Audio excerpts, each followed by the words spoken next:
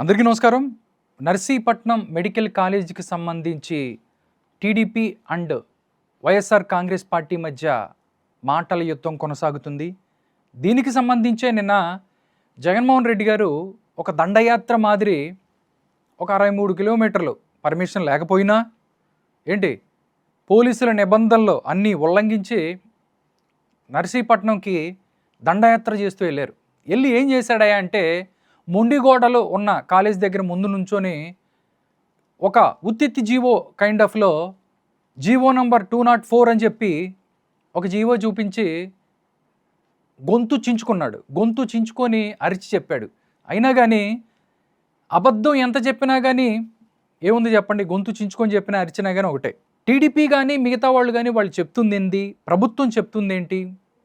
ఒక్కసారి ఎవరైతే అయ్యన్న పాత్రుడు గారు చెప్పింది ఏంటి, నర్సీపట్నంలో మెడికల్ కాలేజీకి కేంద్రం అనుమతుందా అని చెప్పి అడిగారు ఆయన.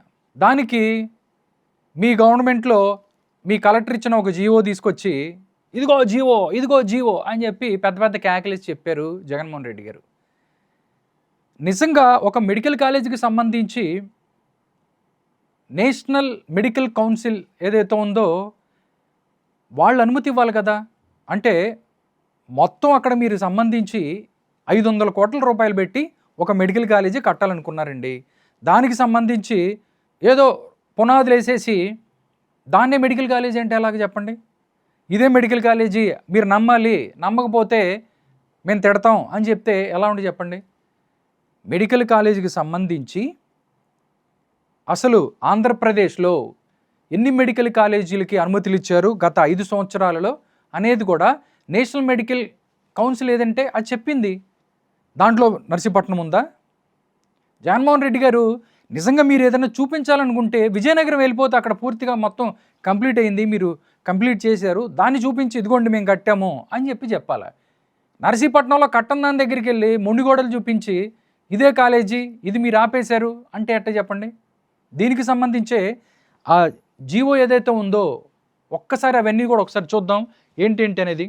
ఇదండి యాక్చువల్గా ఏ కాలేజీలకి ఆంధ్రప్రదేశ్లో గత 5 సంవత్సరాలలో నేషనల్ మెడికల్ కౌన్సిల్ ఏదైతే ఉందో పర్మిషన్స్ ఇచ్చారు అన్నదానికి తెలుగుదేశం ఎంపీ వేమిరెడ్డి ప్రభాకర్ రెడ్డి గారు అడిగిన ప్రశ్నకి అంటే ఒకసారి చూద్దాం.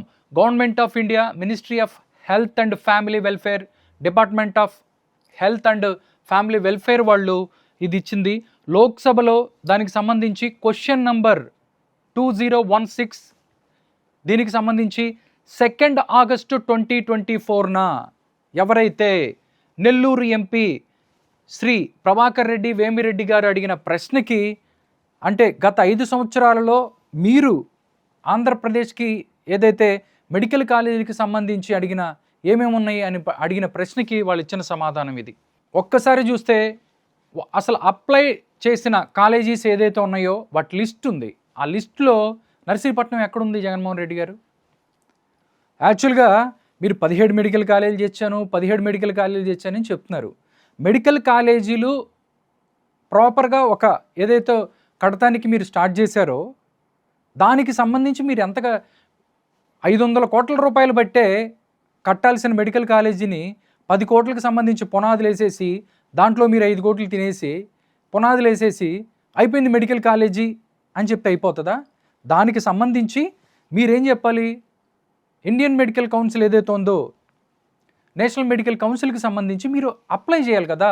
ఇది మాది ఎంత చేసాము, దీనికి సంబంధించి మాకు అప్రూవల్ కావాలి, ఇది మేము ఎంత కట్టాము, ఇన్ని కోట్లు ఖర్చు అయింది, ఇవన్నీ కూడా మీరు అప్లై చేయకుండా వాళ్ళు మీకు ఎలా ఇస్తారు చెప్పండి? అప్రూవల్ ఇస్తారా? మొత్తం చూడండి, details of college, letters for the permission, LOP ఇవ్వాలి కదా. అంటే అలా కాకుండా నువ్వే నీ కలెక్టర్తో ఒక జీవో చేసి మెడికల్ కాలేజ్ అయిపోయింది అంటే సరిపోద్దా చెప్పండి? అదేంటంటే మెడికల్ కాలేజీ లెటర్ పట్టుకొని తిరుగుతున్నారు. Letter of permission from the state of Andhra Pradesh in the last 5 years దానికి సంబంధించి చూస్తే వాళ్ళు మొత్తం ఇచ్చింది 13 మెడికల్ కాలేజీలు. ఆ 13 మెడికల్ కాలేజీ మనం ఒకసారి చూసుకున్నట్టయితే government medical college Vizianagaram LOP given ఇచ్చారా అంటే ఇచ్చారని చెప్తున్నారు. గవర్నమెంట్ మెడికల్ కాలేజీ ఏలూరుకి ఎల్ఓపి ఉంది. గవర్నమెంట్ మెడికల్ కాలేజ్ నంద్యాలకి ఎల్ఓపి ఉంది, గవర్నమెంట్ మెడికల్ కాలేజ్ రాజమహేంద్రవరానికి ఎల్ఓపి ఉంది, గవర్నమెంట్ మెడికల్ కాలేజ్ మచిలీపట్నానికి ఎల్ఓపి ఉంది.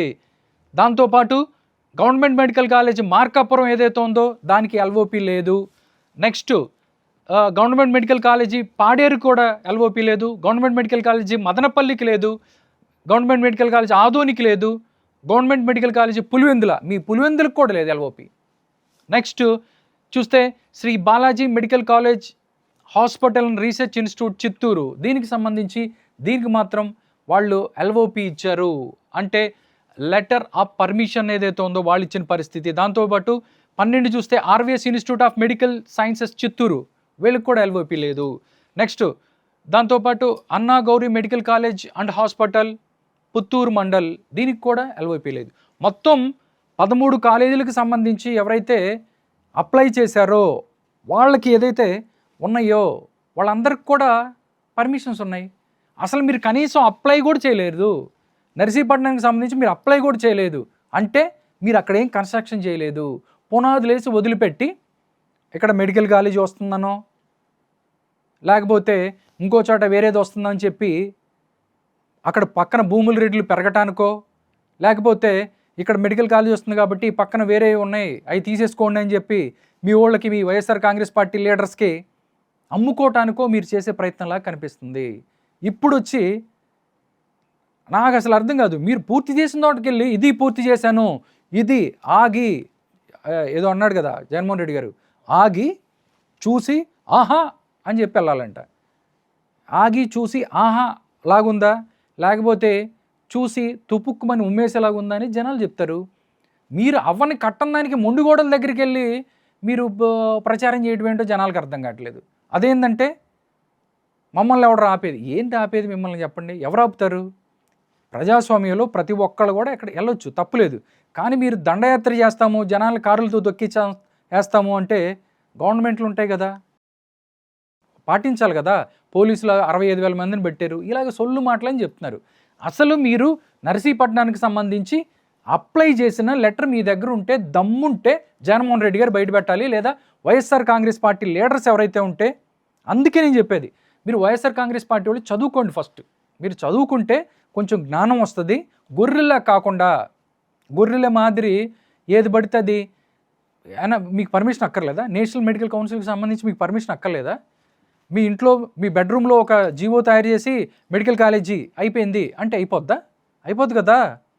అందుకే ఫస్ట్ మీ లీడర్ సరిగ్గా చదువుకుంటే మిగతా వాళ్ళు, మీ ఉన్నోళ్ళు కూడా ఎవడన్నా గట్టిగా ఉన్నత విద్య ఎవరైనా చదివినోడు ఎవడన్నా ఉంటాడంటే మీ ఎమ్మెల్యేలకు సంబంధించి పోటీ చేసిన వాళ్ళు ఒక్కడు ఉండడు. అందరూ కొడాల నాని అంటే బ్యాచ్, బ్లేడ్ బ్యాచ్, గడ్డం బ్యాచ్, గడ్డం గ్యాంగులు. ఇది ఎవరన్నంటే బెదిరించడము, ఒక 10 కేసులు 20 మర్డర్ కేసులు ఇవి ఉంటే వైఎస్ఆర్ కాంగ్రెస్ పార్టీలో మంచి అర్హత ఉన్నోళ్ళు వాళ్ళు అందరూ వాళ్ళేనాయా. ఎవరికి తెలుస్తుంది చెప్పండి విషయం? అయ్యన్న పాత్రుడు జరిగింది, మీకు కేంద్రం అనుమతి ఉందా? వాళ్ళు ఏమన్నా మీకు అనుమతి ఇచ్చారా? నేషనల్ మెడికల్ కౌన్సిల్ అనుమతి ఇచ్చిందా? అలా కాకుండా మీరే కట్టేసుకుంటామంటే అంటే చెప్తే ఎట్లా అని అంటే, ఎవరో మీరు మీ ఇంట్లో తయారు చేసిన మీ వాళ్ళు ఎక్కడో చేసుకున్న జీవో తీసుకొచ్చి ఇదే జీవో అంటారు. మొత్తం చెప్తే మొత్తం ఆంధ్రప్రదేశ్కి సంబంధించి మెడికల్ కాలేజీల్లో దగ్గరగా 6,000 కోట్ల రూపాయలు పెట్టి అది కట్టాలి. 6,000 కోట్ల రూపాయలు పెట్టి ఆ మెడికల్ కాలేజెస్ ఏదైతే ఉన్నాయో కట్టాలి. కానీ మీరు ఎంత పెట్టారు? దాంట్లో 1,500 కోట్లు పెట్టారు మీరు. 6,000 కోట్లకి 1,500 కోట్లు ఖర్చు పెట్టి మీరు కట్టారు. సగం పునాదులేసి వదిలిపెట్టారు తూతు మంత్రంగా. ఇప్పుడు మేము ఇక్కడ ప్రజా ఆరోగ్యం కోసం, ప్రజల కోసం, ఇప్పుడు నర్సీపట్నం మెడికల్ కాలేజీ మీరు ఉందని చెప్తున్నారు. ఎవడన్నా ఒక రోగి వస్తాడు, చచ్చిపోతా వస్తాడు, కనీసం వాడికి ఏదన్నా వైద్యం చేసే అవకాశం ఉందా? ఆ పిచ్చి చెట్లో కూర్చొని చచ్చిపోవాలా? లేకపోతే చెప్పండి మీరు, అంతా అయిపోయింది అని చెప్పి మీరే చెప్తున్నారు. కనీసం ఇప్పుడు ఒక అక్కడ ఏదన్నా జరిగితే మీరు చెప్పాలి కదా, సార్ మేము ఇక్కడ ఇన్ని చేశాము, లేకపోతే ఇప్పుడు దమ్ముంటే పిలవండి. మరి నర్సీపట్నం మెడికల్ కాలేజీకి సంబంధించి ఇప్పుడు నేషనల్ మెడికల్ కౌన్సిల్కి మీరు ఇప్పుడు అప్లై చేయండి, వాళ్ళు వస్తారు. నిజంగా వచ్చి సార్ మా దగ్గర మొత్తం అన్నీ అయిపోయినాయి అని చెప్పి లేకపోతే గవర్నమెంట్ నుంచి చేయించమని చెప్పండి. వాళ్ళు వచ్చి చూసి చెప్తారు ఏముందో. అందుకే ఫస్ట్ చదువుకుంటే ఇవన్నీ అర్థమవుతాయి. లేకపోతే ఏమవుతుంది, గొర్రెల మాదిరి ఏది చెప్తే అది, ఏది మాట్లాడితే అది మాట్లాడతాం. దీనికి సంబంధించే గవర్నమెంట్ కానీ దాంతోపాటు తెలుగుదేశం పార్టీ కూడా ధీటుగా దీనికి సంబంధించి మాట్లాడుతున్న పరిస్థితి. ఒక్కసారి చూద్దాం ఏం మాట్లాడుతున్నారు ఏంటనేది. నిన్న నర్సీపట్నానికి సంబంధించి జగన్మోహన్ రెడ్డి గారు మాట్లాడిన దానికి చింతకాయల విజయ్ ఎవరైతే ఉన్నారో ఆయన దానికి సంబంధించి కౌంటర్ చేశారు. ఒక్కసారి చూద్దాం జగన్మోహన్ రెడ్డి గారు ఏం చెప్తున్నారు ఏంటనేది. ఈ మెడికల్ కాలేజీకి జీవో లేదని అడుగుతారా? ఇదిగో జీవో నెంబర్ 204, జీవో నెంబర్ 204. వెనకాల కాలేజీ ఎక్కడ ఉంది? పిచ్చి చెట్లు గోడలు ఉన్నాయి, సున్నం కూడా సరిగ్గా లేదు దానికి మొత్తం. అది కాదు, అది కాలేజీ అంటాడు ఏంటి నాకు అర్థం కాదు.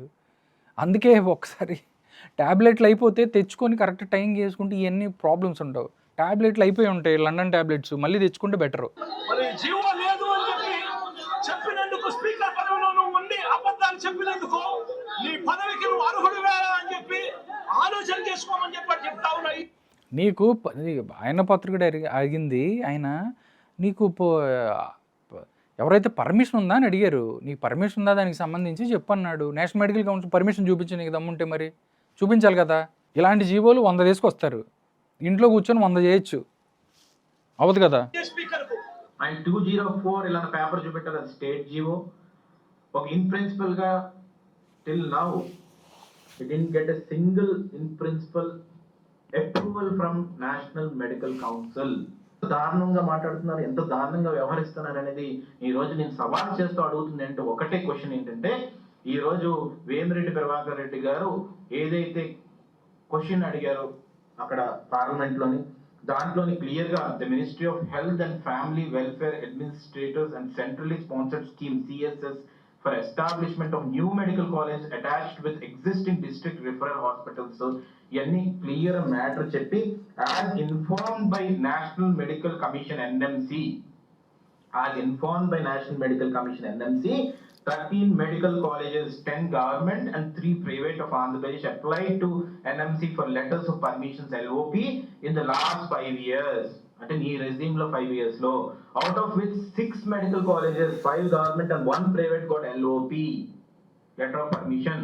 The details of such medical colleges are at annexure అని క్లియర్ గా టేబుల్ ఇచ్చారు. అది మీ అందరికి ఇస్తానండి.